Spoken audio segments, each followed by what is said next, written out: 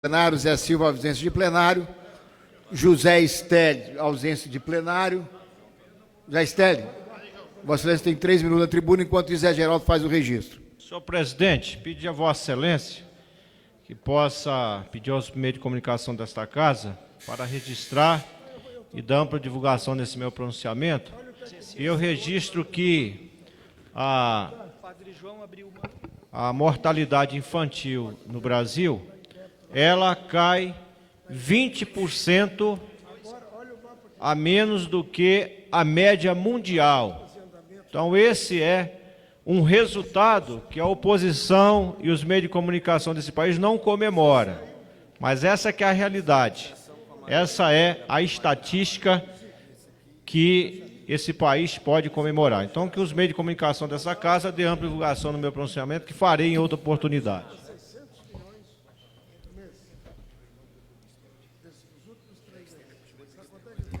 Agora, para fazer uso da palavra, deputado Zé Estélio.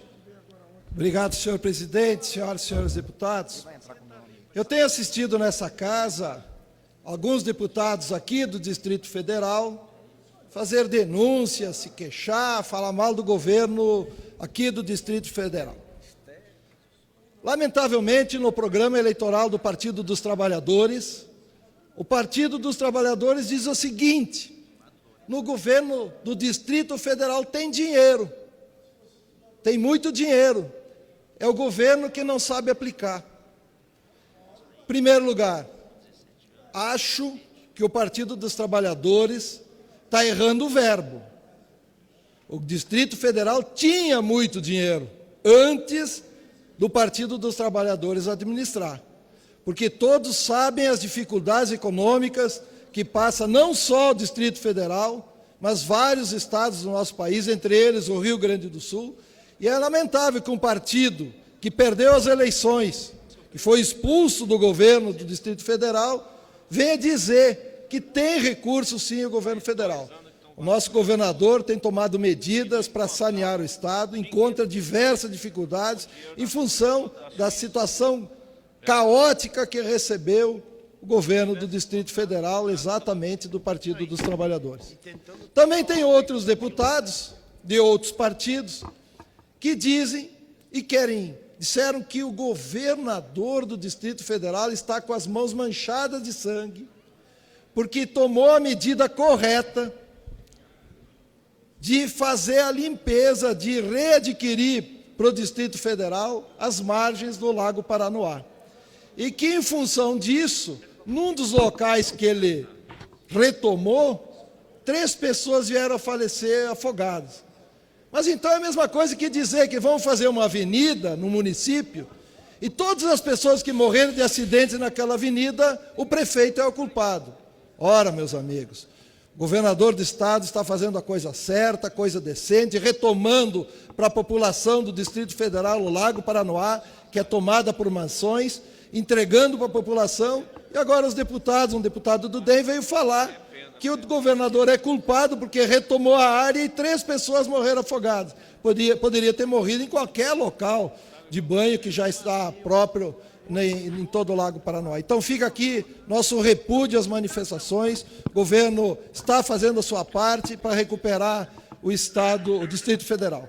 Também, senhor presidente, gostaria de aproveitar esse minutinho que resta para registrar que foi aprovado na Comissão de Viação e Transportes um projeto do Berto Albuquerque, número 8272, que cria o Plano Nacional de Redução de Mortes e Lesões no Trânsito.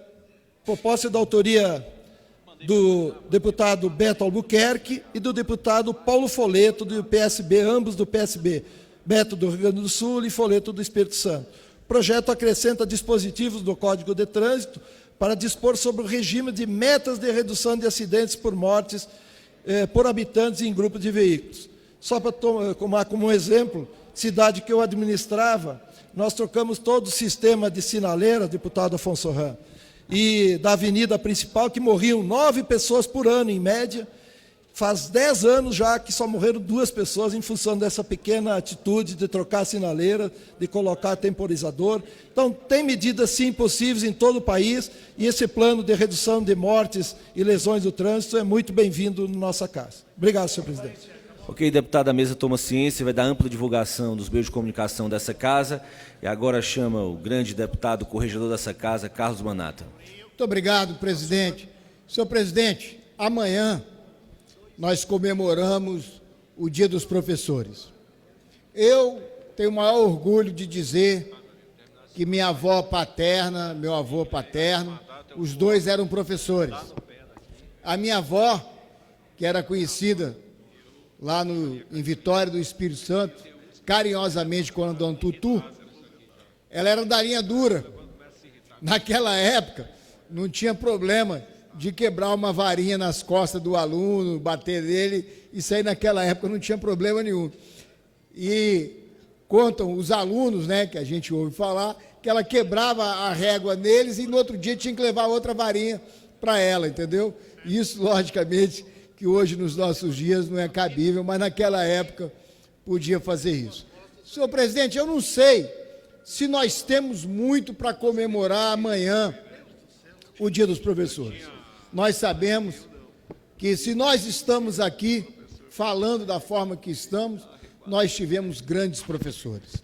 E esses professores hoje têm umas escolas para dar aula, umas escolas, a grande maioria sucateadas, improvisadas, sem condições de trabalho.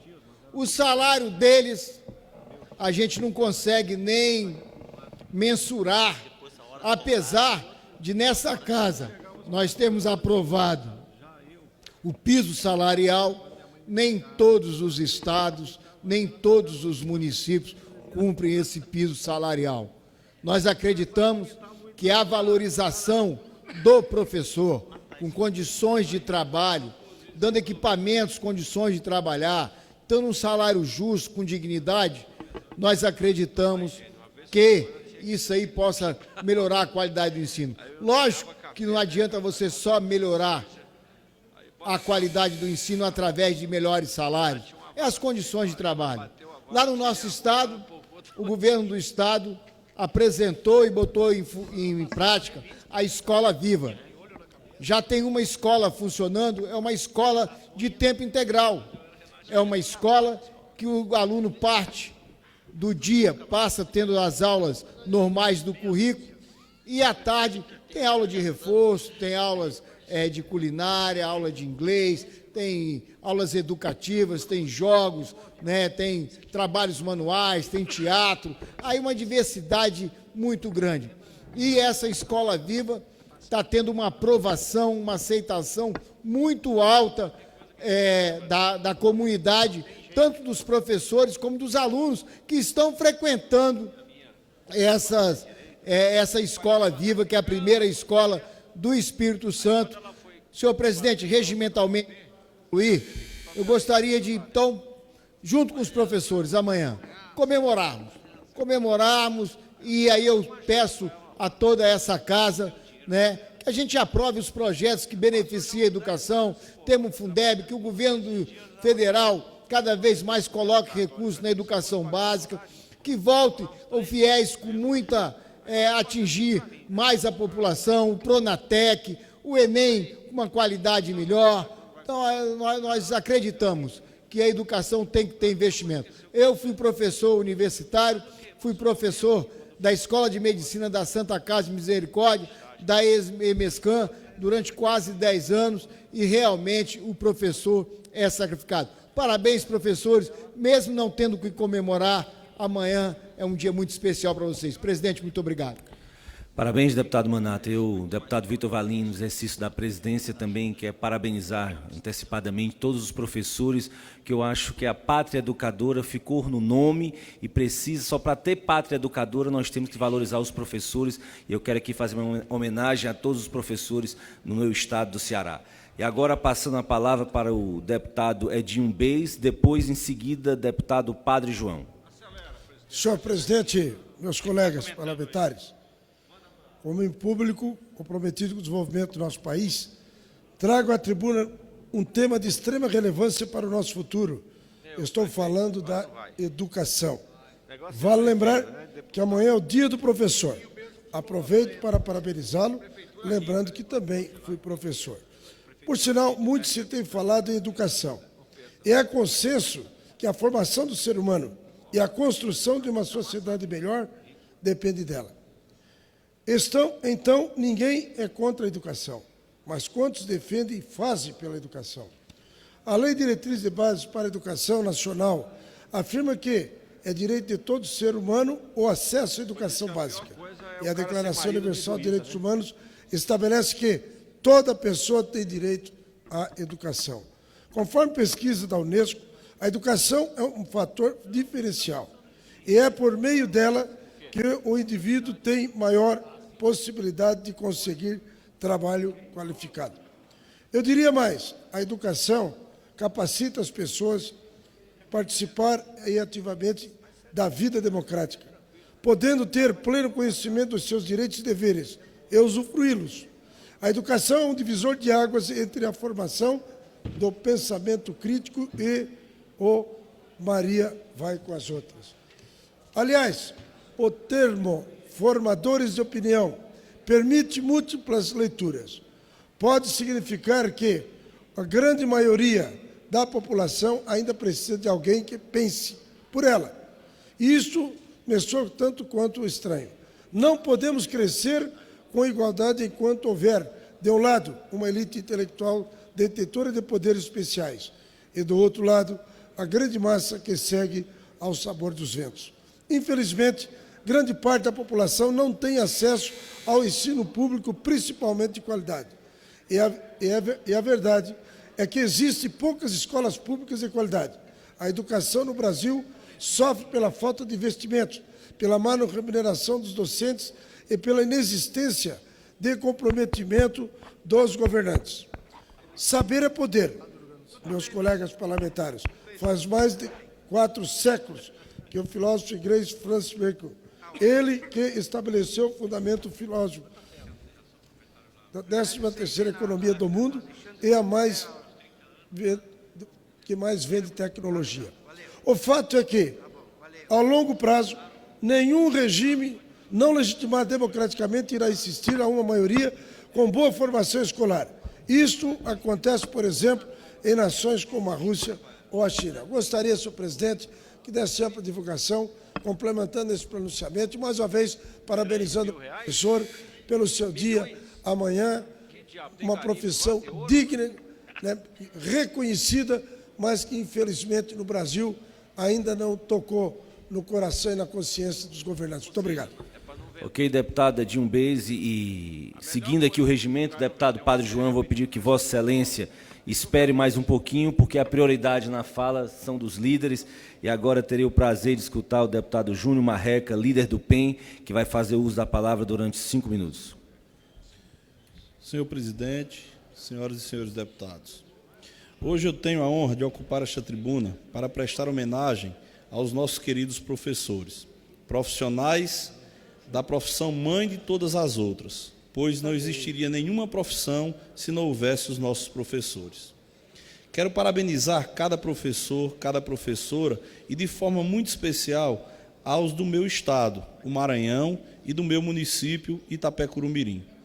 Principalmente aqueles que trabalham nos lugares mais distantes, nas zonas rurais, e que, por estarem nestes lugares onde as dificuldades são maiores, podem ser considerados verdadeiros heróis, que, com sua criatividade, conseguem superar as diversidades encontradas.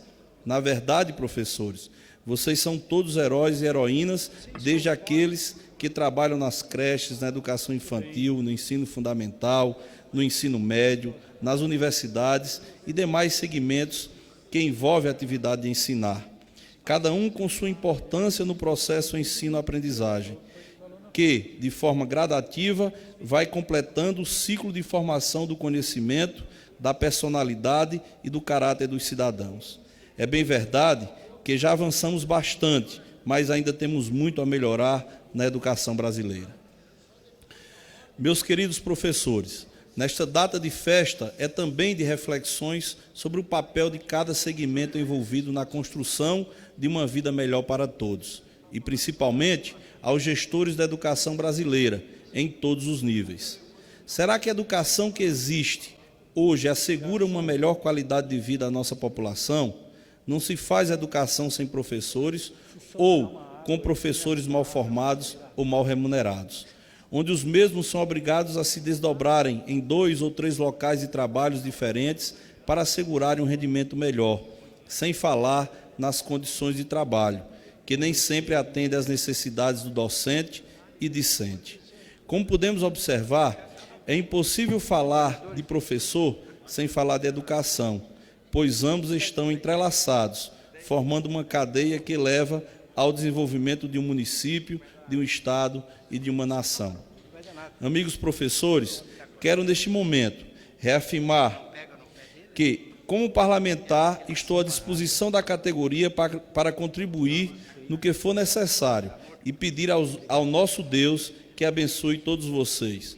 Meus parabéns. Faço o cumprimento aqui, senhor presidente, em nome do Sindicato dos Professores de Itapé-Curumirim, na pessoa do Jorge e na pessoa também da vereadora Edna, que estendo os meus parabéns a todos os amigos e amigas professores do meu município. Peço também, senhor presidente, que seja transmitido nos meios de comunicação desta casa. Muito obrigado. Ok, deputado Marreca, a presidência vai dar ampla divulgação nos veículos desta casa ao pronunciamento de Vossa Excelência como líder desta bancada PEN, que é muito atuante nessa casa. E agora sim, terei o prazer de escutar o deputado Padre João, pelo PT. Com a palavra, Vossa Excelência. Senhor presidente, eu quero cumprimentar a presidenta Dilma, que hoje também entregue lá em Monlevade, João Monlevade, 834 unidades residenciais, 834 casas do programa Minha Casa Minha Vida. Então é muito importante para a população mais pobre desse país, e a presidenta Dilma, o Partido dos Trabalhadores de João Monlevade, também celebrando esta conquista dos mais pobres. São 834 famílias que saem do aluguel, que pagam aluguel aí na faixa de 500, 700 reais, e que agora vai pagar uma prestação aí em torno de 100 reais, porque varia de acordo com o salário da família. Então, alguém pode pagar uma mensalidade de 50 reais. Então, é uma grande conquista o programa Minha Casa Minha Vida. Então, na verdade, quem vem aqui pedir o impeachment da Dilma, que na verdade é contra os programas sociais, contra o Bolsa Família, contra o Minha Casa Minha Vida, que hoje essas 834 famílias celebram essa conquista, e muitos que são solidários a eles, que sempre valorizam os programas sociais. Então, parabéns aí a João Monlevade, às lideranças do Partido dos Trabalhadores, porque é um projeto que é também bancado pelo Partido dos Trabalhadores, que sempre teve compromisso com os mais pobres deste país.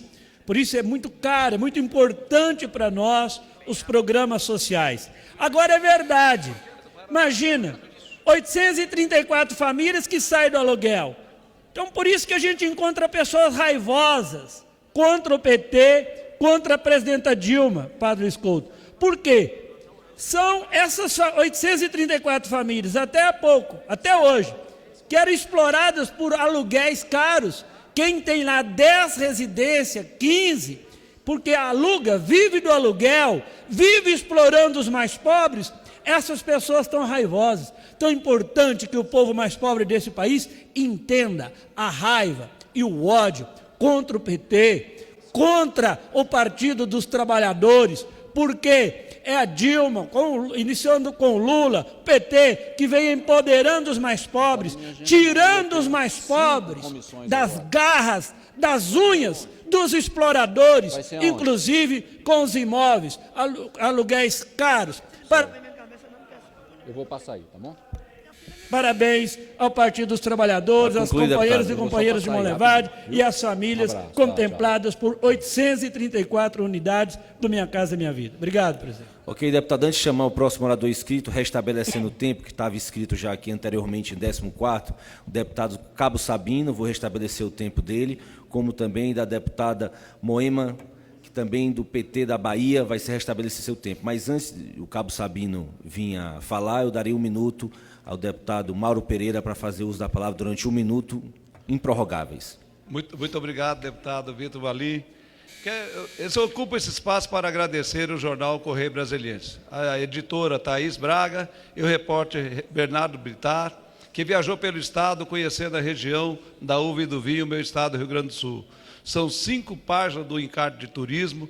Foi produzida uma belíssima matéria intitulada Um Brinde Gaúcho, a rota do vinho brasileiro na Serra Gaúcha, uma boa opção para amantes e iniciantes do enoturismo, divulgando vinícolas, hotéis e gastronomia.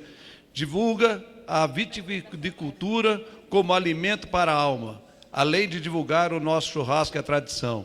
Quero agradecer também aqui a Associação Brasileira de Enologia, em nome da pessoa do senhor Juliano Daniel Perim. São essas iniciativas que a imprensa ajuda e muito o Estado. O turismo é uma indústria que gera muitos empregos e, com certeza, o que o Correio Brasiliense está fazendo, valorizando o setor da uva e do vinho, está valorizando pessoas, trabalhadores, agricultores. E quem visitar o estado do Rio Grande do Sul, quem visitar a Serra Gaúcha, especialmente agora que nós temos a FenaChamp em Garibaldi, com certeza vai ver que é um dos dinheiros mais bem gastos para se fazer turismo. Parabéns e obrigado ao Correio Brasiliense. Mesa toma ciência do pronunciamento de Vossa Excelência, deputado Mauro Pereira, um grande guerreiro pelo seu estado. E agora vamos dar a palavra ao deputado Celso Maldaner. Em seguida, vamos dar a palavra ao deputado Ronaldo Nogueira e depois a deputada Moema. Senhor presidente, Celso Maldaner ou Cabo Sabino? Perdão. Deputado Cabo Sabino, perdão, a falha da presidência. Em seguida, o deputado Celso Maldaner. Senhor presidente, senhoras e senhores deputados, muito boa tarde, telespectadores da TV Câmara, em especial a minha amiga Antônia, lá de Acarape, um abraço para você. Senhoras e senhores, nós temos um projeto de lei nessa casa, de número 2295 do ano de 2000, há 15 anos. Esse projeto de lei ele visa estabelecer uma jornada de trabalho aos enfermeiros, técnicos e auxiliares da saúde. Essa categoria tão essencial ao serviço de saúde deste país, na maioria sempre feito por homens e mulheres dedicados à sua profissão, na grande maioria mulheres, mães, esposas, dona do lar, que sai cansada e estressada de uma jornada de trabalho, às vezes de 18 horas até 24 horas ininterrupta, levando e cuidando das pessoas nos hospitais, e quando chegam em casa tem a família para tomar de conta, os filhos, o marido, a casa, e muitas das vezes não tem sequer 24 horas de repouso e já volta novamente para o trabalho. Essa categoria pede a essa casa que seja votada e aprovado o seu projeto para que se trabalhe 6 horas diárias, 30 horas semanais. Será se é pedir muito uma categoria que tanto faz, que cuida das pessoas, que restabelece a saúde de quem chega nas unidades hospitalares deste meu Brasil, enfermos? É pedir muito que regulamente a sua carga horária? É pedir muito a esta casa que coloque em pauta, que traga a este plenário a votação? Quem tem a voto que ganhe. Agora nós não podemos deixar engavetado um projeto que dura 15 anos, onde nós já vimos aqui ser aprovado o piso de outras categorias, já vimos carga horária de outras categorias serem aprovada e não é aprovado o piso a carga horária do enfermeiro, do técnico e do auxiliar de enfermagem. O que essa categoria fez de tão grave assim para não merecer com que o seu projeto seja botado em pauta e votado? Será se esses homens e mulheres que acordam cedo e saem para trabalhar durante o dia e durante a noite cuidando dos brasileiros, especialmente dos mais simples, não mereçam ter sua carga de jornada de trabalho regulamentada por lei?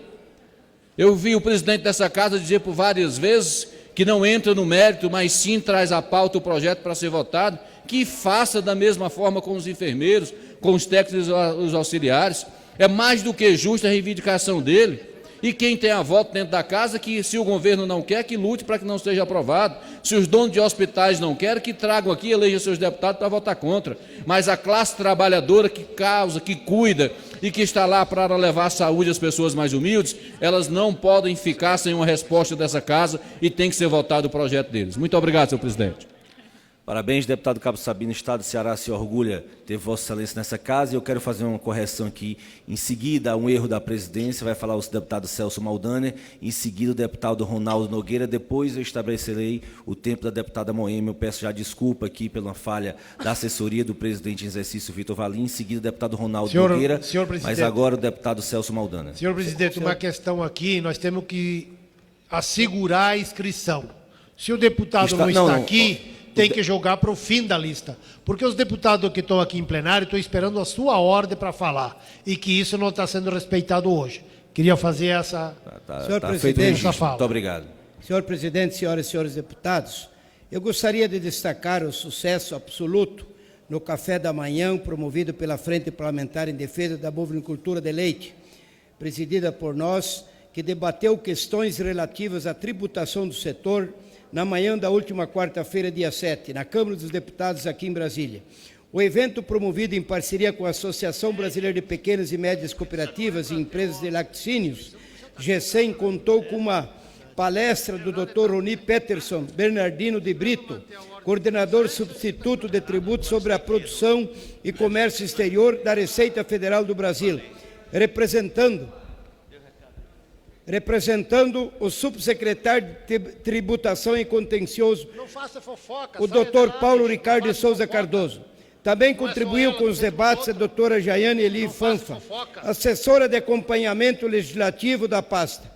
Durante o evento, senhor presidente, os representantes do setor lácteo cobraram incentivos para a continuidade de políticas públicas, principalmente promovendo alterações na simplificação da política fiscal, que reduzam o custo da administração do pagamento de impostos e promovam a desoneração gradual da produção, permitindo aos produtores terem capital de giro, manter e aumentar os empregos e abastecer o mercado interno. Só para concluir, senhor presidente, eu quero aqui dar como lido o nosso pronunciamento e dizer que a cada 1 milhão gerados no setor lácteo, geram 197 empregos.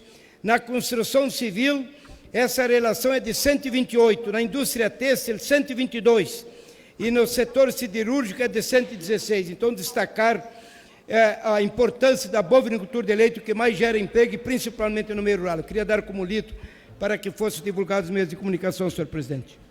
Ok, deputado. E seguindo aqui o regimento, deputado Gonzaga Patriota, deputado Marcon, do PT, deputado Newton, deputado Evair, deputado Mauro Pereira, deputado Luiz Couto, deputado José Geraldo, deputado Rocha, deputado Caetano, deputado Afonso. Deputado Caetano, Vossa Excelência vai fazer uso da palavra e dou 1 minuto ao senhor enquanto o próximo deputado não chega à tribuna. Muito obrigado. Presidente, eu estou na tribuna. Senhor presidente, senhoras e senhores deputados, peço dar como lido meu discurso, divulgação na Voz do Brasil e nos meios de comunicações dessa casa, mas antes gostaria de registrar ilustres presenças das deputadas estaduais de Minas Gerais, Rosângela Reis, do PROS, e deputada estadual Celise Laviola, do PMDB. Pesquisa do Instituto Datafolha, encomendada pelo Conselho Federal de Medicina, mostra que 54% dos brasileiros consideram o Sistema Único de Saúde ruim ou péssimo. A população não aguenta mais esperar pelo atendimento médico nas filas dos hospitais públicos. Já passou da hora de revermos nossas políticas de saúde e tratarmos como prioridade medidas que tiram o SUS da UTI. Muito obrigado, senhor presidente. Senhor presidente, as deputadas Celise Laviola e Rosângela Reis, de Minas Gerais, estão aqui para participar do importante evento do Pacto Federativo e também do evento das mulheres. E queremos registrar a presença delas aqui, a nossa alegria de recebê-las aqui na Câmara Federal. Sejam bem-vindas, deputadas. Sejam bem-vindas, deputada. Está feito o registro e vai ser amplamente divulgado nos veículos de comunicação dessa casa. E agora sim, agradeço a tolerância, a gentileza do deputado Ronaldo Nogueira, que vai sim contar com a tolerância dessa casa. Vossa Excelência tem 3 minutos para fazer uso da palavra. Senhor presidente, senhoras e senhores deputados, eu quero cumprimentar e desejar as boas-vindas aqui na Câmara dos Deputados, dos nossos deputados estaduais ali do Rio Grande do Sul, Lisiane Bayer e missionário Volney. São deputados que realizam um trabalho extraordinário ali na Assembleia Legislativa e dignificam muito o trabalho daquele parlamento. Também, senhor presidente, eu quero utilizar desse tempo aqui na tribuna para prestar a minha homenagem póstuma ao pastor Bento Alcibiades Teixeira, que faleceu nessa madrugada na cidade de Sapucaia, lá no estado do Rio Grande do Sul.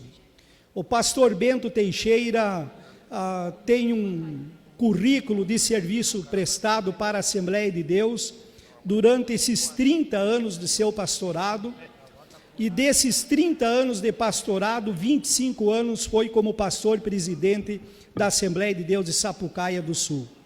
Pastor Bento Teixeira atualmente estava exercendo a função de presidente da Convenção dos Pastores e Igrejas Assembleias de Deus do Estado do Rio Grande do Sul. O trabalho do pastor Bento, nesse período que exerceu o seu pastorado, foi além dos limites do trabalho pastoral, da evangelização, mas desenvolveu um trabalho social de relevância, sendo reconhecido inclusive pelas lideranças comunitárias do estado do Rio Grande do Sul, assim como também das autoridades. Fica o legado do pastor Bento, o seu exemplo a ser seguido por essa geração. Que os nossos sentimentos fiquem registrados nos anais da casa. Seria isso, senhor presidente, senhores deputados, e eu peço que esse pronunciamento, essa homenagem póstuma, ela seja divulgada nos órgãos de comunicação em razão de tudo aquilo que o pastor Bento representa para a comunidade evangélica do estado do Rio Grande do Sul. Seria isso, senhor presidente, senhores deputados. Obrigado. Deputado Ronaldo Nogueira, a mesa toma ciência do pronunciamento de Vossa Excelência, a Voz do Brasil e todos os veículos de comunicação dessa casa vão dar amplamente divulgação ao seu pronunciamento. E agora eu darei a palavra ao deputado Caetano, do PT da Bahia. Senhor presidente, senhoras e senhores deputados, ontem aqui nesta tribuna, eu falei que o que interessa ao povo brasileiro, o que o povo quer, é seu emprego e melhorar sua renda, uma boa escola para os seus filhos, saúde, segurança pública, desenvolvimento, um social cada vez mais organizado. Disse aqui também, e repito hoje, que o lucro dos bancos nesse país tem sido exorbitante, tanto banco particular quanto banco público. A função do banco público não é ter lucro. O lucro do banco público é exatamente o trabalho social que se faz. Portanto, senhor presidente, queria registrar aqui hoje que só no primeiro trimestre desse ano, o Banco do Brasil teve 5 bilhões e 818 milhões de lucro. O Banco Itaú, 5 bilhões 733. O Bradesco, 4 bilhões 224. E a Caixa Econômica, 1 bilhão e 500 milhões. Isso no primeiro trimestre. No segundo trimestre, senhor presidente, o Itaú teve 5 bilhões e 988, quase 6 bilhões. O Bradesco, 4 bilhões e 473. O Banco do Brasil, 3 bilhões e alguma coisa. E a Caixa Econômica, 1 bilhão e 900. Portanto, entendo eu que o lucro dos bancos públicos deve sim ir para o social desse país, para ajudar nas políticas sociais, da Minha Casa Minha Vida, da Bolsa Família, dos jovens, das crianças e de tantos outros. E se isso foi colocado, como disse o ex-presidente Lula, foi colocado uma parte desse lucro por diversos presidentes da República no orçamento da União para a área social, como fez a presidenta Dilma, eu não vejo nenhuma ilegalidade das chamadas pedaladas. Portanto, senhor presidente, eu gostaria muito, e vamos buscar fazer esse debate aqui nessa casa de forma transparente. Isso não é correto. Exatamente essa casa aqui aprovar que o lucro desses bancos públicos realmente sejam destinados às políticas sociais desse país. E esses lucros exorbitantes dos bancos particulares, uma parte deles também deve ser destinado às políticas sociais do nosso país, exatamente para que o governo possa ter recurso para investimento, para a educação, para a saúde, para a segurança pública, para a mobilidade urbana nesse país, para a mobilidade... Para concluir, deputado. Só concluindo, para a mobilidade, sabe, para as políticas de saneamento básico, sabe, e acima de tudo, para um problema que inferniza o povo brasileiro, que é a violência, que nós temos que conjuntamente, governo federal, governo estadual, governo municipal, sociedade, parlamento brasileiro, Ministério Público, justiça desse país, todos nós devemos nos juntar com a sociedade civil desse país, com as instituições, para buscar melhorar, trazer a paz, melhorar esses índices da violência, combater essa violência, combater o tráfico, combater a contravenção neste país e melhorar a vida do povo brasileiro, que é isso que o povo quer, que seja discutido aqui nessa casa, que seja aprofundado, que se traga propostas, projetos e que, acima de tudo, essa casa possa contribuir com esse Brasil que nós queremos ver desenvolvido a cada instante, senhor presidente. Senhor presidente. Ok, deputado, e agora eu vou chamar, continuando com o estado da Bahia, deputada Moema Gramacho, do PT também. Em seguida, darei 1 minuto a Vossa Excelência e depois com a palavra para 3 minutos para fazer o uso, deputada Moema. Pois não, deputado? Depois eu gostaria de pedir a Vossa Excelência, depois do nosso amigo, tá bom? Senhor presidente, senhoras e senhores deputados, eu vim aqui só falar sobre a crise hídrica que existe lá na Paraíba. Nós temos problemas de água. Graças a Deus, o governo central, o governo brasileiro está fazendo a transposição tão sonhada, transposição das águas do São Francisco. Ela devia estar pronta, mas ela só vai estar pronta agora, no final de 2016, início de 2017. Vai ser a redenção da Paraíba, vai ser a redenção do Rio Grande do Norte, de Pernambuco e também do Ceará. Mas o governo da Paraíba, o governador Ricardo Coutinho, com a vice Lígia Feliciano, está fazendo também o seu dever de casa, porque está fazendo cisternas, está fazendo um ajuda emergencial para contribuir e amenizar os problemas da seca lá na Paraíba. Não é? Adutora de engate rápido, cisterna, enfim, amparando o povo naquilo que ele mais precisa, que é água. Ok, deputado, infelizmente esse problema no nosso estado do Ceará, o deputado que preside momentaneamente essa casa, o deputado Vitor Valim, com certeza vem assolando como o estado de Pernambuco, e eu me associo ao pronunciamento de Vossa Excelência. E agora a deputada Moema pode fazer uso da palavra durante 3 minutos. Presidente, eu queria começar agradecendo, primeiro, aos deputados membros da Comissão de Desenvolvimento Urbano da CDU e depois aos deputados que neste plenário aprovaram dar o nome ao plenário 16, onde funciona a reunião da comissão, ao deputado Zezéu Ribeiro. Tivemos hoje uma sessão muito bonita, uma homenagem, onde contamos com a presença não só dos deputados membros da comissão, como de outros deputados. Tivemos a presença também da esposa de Zezéu, a companheira Lola, também arquiteta, do seu irmão Paula, da sua filha Júlia, e tivemos lá a felicidade de poder descerrar uma placa que tem o nome do deputado Zezéu Ribeiro, que vai marcar a história de um urbanista, a história de um arquiteto da cidadania, que por esta casa pregou a defesa da reforma urbana, mas, acima de tudo, foi um dos que foi responsável para que hoje nós pudéssemos ter o Ministério das Cidades, porque foi Zezéu, com a sua luta, que impulsionou a criação do Ministério das Cidades.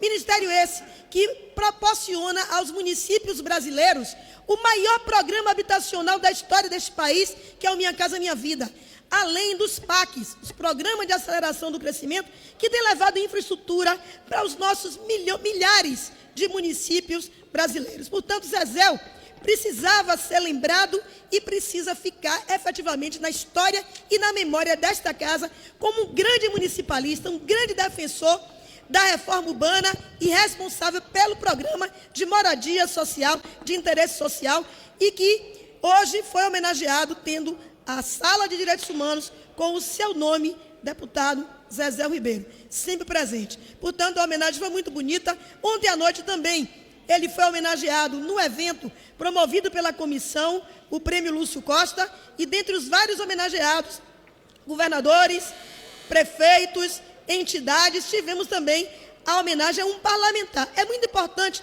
que este Congresso, que esta Câmara, faça homenagem também à atuação dos parlamentares. E Zezéu Ribeiro foi um exemplo disso, e eu agradeço a todos que fizeram presentes ontem e hoje pela manhã na comissão. Mas, presidente, finalizando esses 40 segundos que me restam, eu queria dizer que hoje eu vesti a camisa de Frida Kahlo, em homenagem a esta mulher, uma mexicana, pintora, guerreira, forte, de luta, e que dizia: para que preciso de pés, se tenho asas para voar?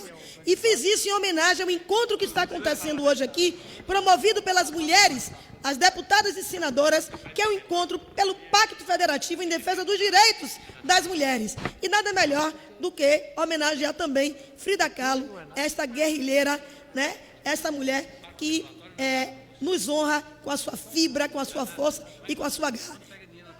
Deputada, para concluir. Para concluir, eu convido a todas as mulheres e aos homens que acreditam nas mulheres para participarem do nosso evento agora no Salão Negro, e estamos também com as deputadas estaduais. Aqui estiveram as deputadas de Minas, temos outras deputadas dos diversos estados e representando a UNALI, da qual, quando fui deputada estadual, tive o prazer também de fazer parte da sua direção. Deputado. A UNALI é a União Nacional das Legislativas e dos Legislativos Estaduais. Obrigada pela vossa tolerância e uma boa tarde. Tranquilo, deputada. E agora chamando um outro petista para fazer uso da palavra, deputado Zé Geraldo, e já estava inscrito para fazer uso, intercalando entre 1 minuto, o deputado Átila Lins, e em seguida o petista Zé Geraldo.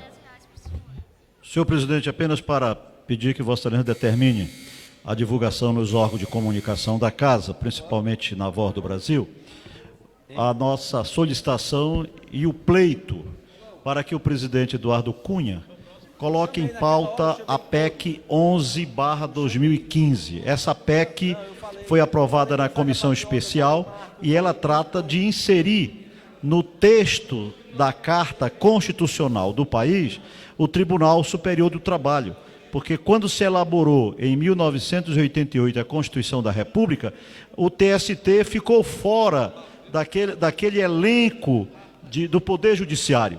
Portanto, seria agora necessário que fosse feito que nós aprovássemos essa PEC para cobrir esta lacuna, tirar dessa lacuna que ficou ao longo do tempo fora do texto constitucional como órgão do Poder Judiciário. Já foi aprovada na comissão especial e esperamos que venha a plenário nos próximos dias.